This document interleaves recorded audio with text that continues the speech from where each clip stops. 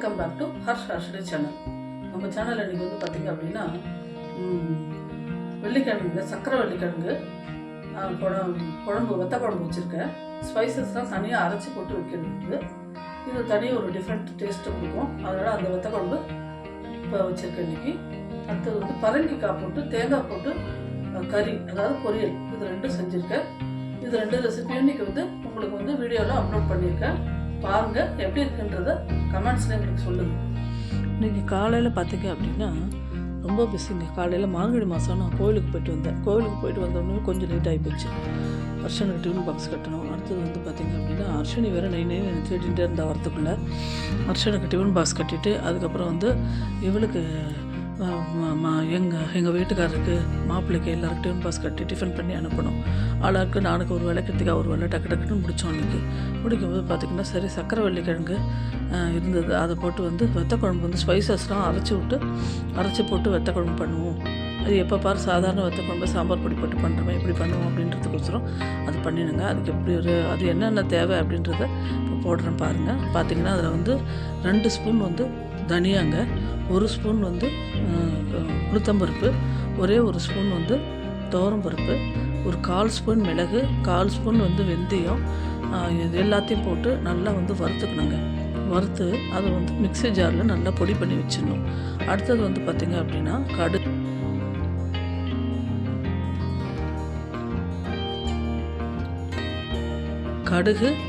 2 வந்து மிளகாய் வேணால் தாளிச்சிக்கலாம், நீங்கள் வேண்டான்னா விட்டுடலாங்க. அடுத்தது வந்து கடுகு போட்டுட்டு, கடுகு நல்லா வெடிச்சதுக்கப்புறம் நம்ம வந்து அதில் வந்து வெங்காயம் பொடி பொடியாக நறுக்கி வச்சுருக்கோம் பாருங்கள். அந்த வெங்காயத்தை போட்டு நல்லா வதக்கிக்கணும். வதக்கிட்டு அதோடு வந்து பூண்டு பல் ஒரு 4 பல் தட்டி வச்சுருக்கேன், அதையும் அதை போட்டு நல்லா வதக்கிக்கணுங்க. நல்லா வதக்கினோடனே அது நல்லா அந்த பூண்டை வந்து எப்போவுமே நம்ம வந்து தட்டி போட்டால் தான் அது உள்ளுக்குள்ளெலாம் வந்து அந்த இது போய் ஆயிலோ இல்லை எண்ணெய் தண்ணியோ எது விட்டாலும் அதுக்கு உள்ளுக்குள்ளே போய் நல்லா சீக்கிரம் வெந்து கொடுக்கும். இல்லை அப்படின்னா அப்படியே முழுசாக போட்டோம்னா அது வேகிறதுக்கு நாழியாகும். சில சமயம் பார்த்திங்கன்னா பச்சையாக கடிக்கும்போது பார்த்தா ஒரு மாதிரி பச்சை ஸ்மெல்லு, பச்சை வாடை போகவே போகாது, அப்படியே இருக்கும். அதனால் எப்போ பூண்டை போட்டாலும் நல்லா தட்டி போடுங்க. தட்டி போட்டால் தான் உள்ளுக்குள்ளே எல்லாம் போகும், அந்த பச்சை வாடை சீக்கிரம் போகும் நமக்கு. அப்புறம் வந்து மஞ்சள் பொடி போட்டு நல்லா பெரட்டிட்டு அதுக்கடுத்தது வந்து நம்ம ஸ்பைசஸ்லாம் வறுத்து அரைச்சி வச்சுருக்கோம் இல்லைங்களா, அந்த ஸ்பைசஸ் போட்டுக்கணும். இப்போ நீங்கள் வந்து மிளகா வத்தை இதுக்கு போடும்போது பார்த்திங்க அப்படின்னா மிளகா வத்தை வந்து ஒரு 4 மிளகா போட்டிங்கன்னா மிளகை வந்து கூட போட்டுக்குங்க. மிளகு அதிகமாக போட்டிங்கன்னா மிளகா வத்தல் வந்து கம்மி பண்ணிக்கோங்க. அது உங்கள் வீட்டு காரத்துக்கு தகுந்த மாதிரி போட்டு நீங்கள் அரைச்சிக்கணும்.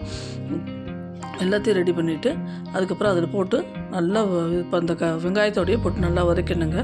வதக்கிட்டு அந்த சக்கரை வெள்ளிக்கிழங்கு வந்து நல்லா தோலை சீவி நல்லா மண் போக நல்லா அலம்பிட்டு அதை வந்து ஸ்லைஸாக கட் பண்ணி வச்சுருக்கேன். நான் ரவுண்டாக கட் பண்ணி வச்சுட்டு மெலிசாக ரொம்ப தடியாக கட் பண்ணாலும் கஷ்டமாக இருக்கும், வேகிறதுக்கு லேட் ஆகும். அதனால் வந்து மெலிசாக கட் பண்ணி அதை வந்து அதில் போட்டு நல்லா 4 பக்கமும் பரட்டி விடணுங்க. பரட்டி விட்டு ஒரு நெல்லிக்காய் அளவு புளி ஏற்கனவே நான் ஊற வச்சுருந்தேன், அந்த புளியை வந்து நல்லா கரைச்சி அதில் விட்டுட்டு தேவையான அளவு உப்பு போட்டுடணுங்க. அதில் உப்பு போட்டு அதுக்கப்புறம் வந்து நல்லா ஒரு மூடி போட்டு மூடிட்டோம் அப்படின்னா அது ஒரு 10 நிமிஷத்தில் கொதித்து ரெடி ஆகிடும் நமக்கு.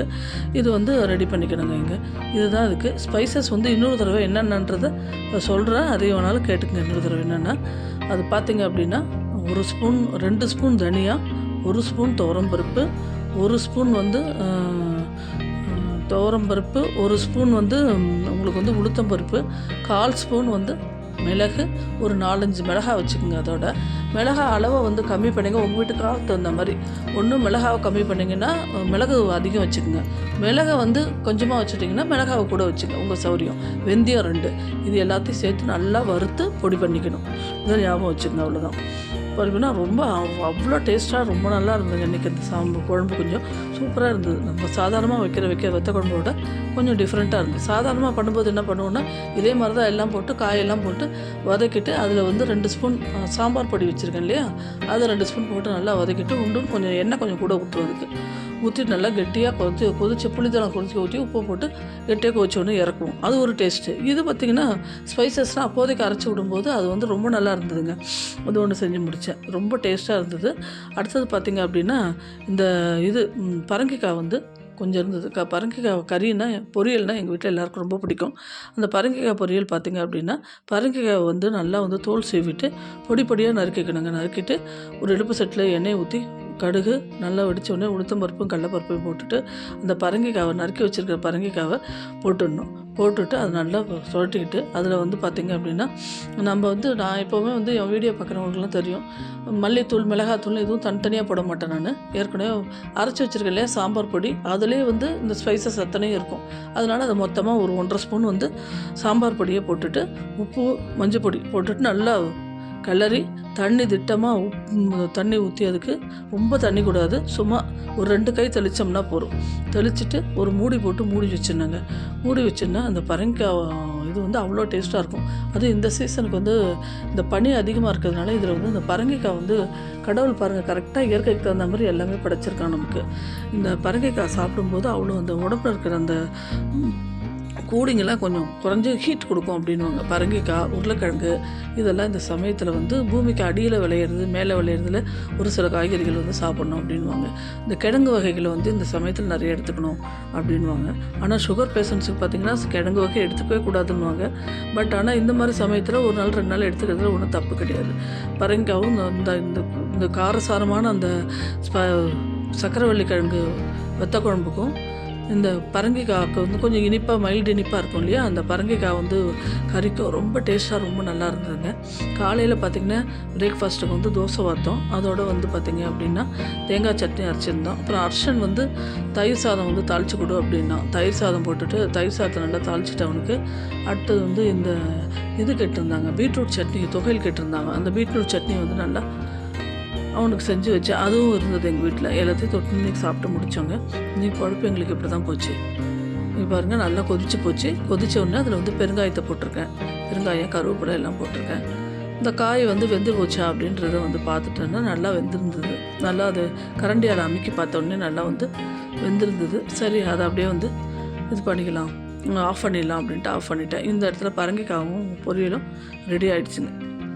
பரங்கிக்காவும் நல்லா வெந்து போச்சு. ஒரு 5 நிமிஷம் தான் நல்லாவே வெந்து போச்சு. அதில் வந்து மேலே வந்து 2 தேங்காய் மட்டும் தூவிட்டு அப்படியே இறக்கிட்டேன். தேங்காய் பெருங்காயம் 2 தூவிட்டு அப்படியே இறக்கினேன். பரங்கிக்காவும் நல்லா மைய வெந்து போச்சு. அதுவும்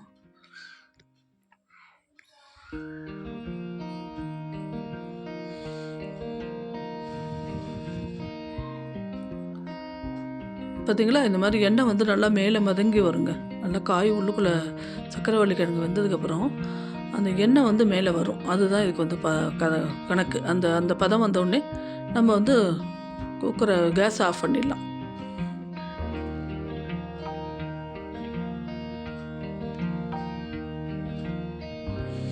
பாருங்க, இந்த குக்கரில் கூட இந்த வெள்ளிக்கிழங்கை வேக வச்சு எடுத்துக்கூடும். இதில் சீக்கிரம் ஆகணும் அப்படின்னா சாதம் பருப்போடு சேர்த்து இந்த வெள்ளிக்கிழங்கு குக்கரில் வச்சுக்கலாம். வச்சுட்டு இந்த குழம்பு நல்லா கெட்டியாக தலைச்ச உடனே இந்த வெள்ளிக்கிழங்கு அதில் போடலாம். போட்டால் அதில் இந்த உப்பு காரம் வந்து அவ்வளோவா ஏறாதது. ஆனால் வேலை சீக்கிரம் ஆகும். பட் ஆனால் பார்த்திங்கன்னா இந்த உப்பு காரம் அதெல்லாம் வந்து அதில் வந்து வெள்ளிக்கிழங்குக்குள்ளே அவ்வளோ இதுவாக போகாது. இது நம்ம வந்து அதிலே வேக வச்சு புளிஜலத்தில் அப்படியே குழம்போடையே சேர்த்து வேக வைக்கும்போது தான் இந்த உப்பு காரம்லாம் அதில் நல்லா போயிருக்கும் உங்களுக்கு.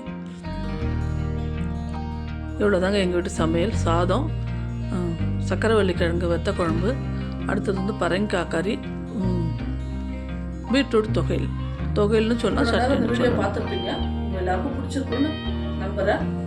லைக் பண்ணுங்கள், ஷேர் பண்ணுங்கள், சப்ஸ்கிரைப் பண்ணுங்கள். நாளைக்கு வேற ஒரு வீடியோவில் உங்களை நான் சந்திக்கிறேன்.